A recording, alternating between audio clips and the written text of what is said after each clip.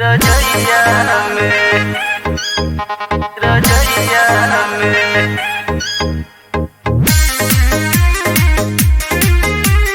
मौगी खोजे नीरज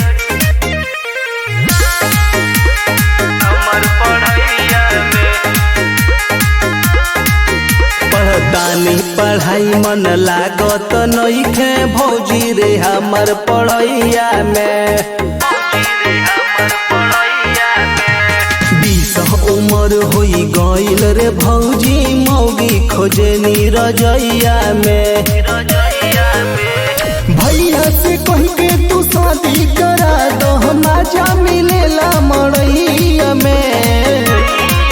पढ़तानी पढ़ाई मन लागत नइखे भौजी रे हमर पढ़ैया में। 20 उमर होई गईल रे भौजी मौगी खोजे नी रजैया में।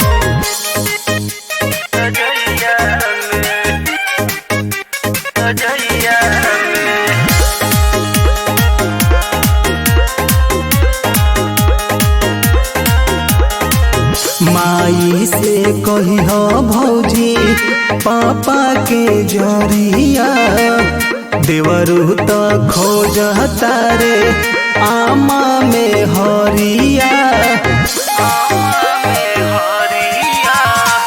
माई से कही भौजी पापा के जरिया देवरू तो खोज तारे अब तो में हरिया।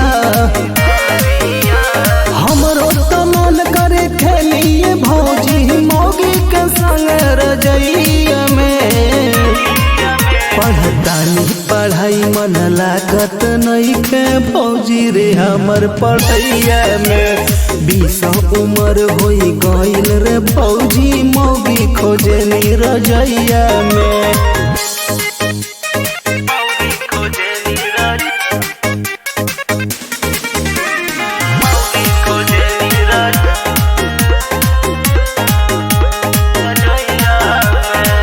भौजी हो भौजी तोहरो बहिनिया हमरा से करी है का लभवाला सदिया।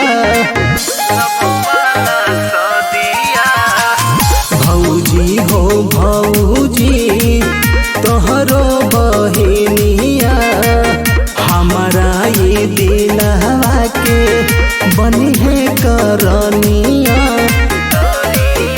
गोवर्धन राजा के शादी करा दो मौगी खोजले मड़ैया में।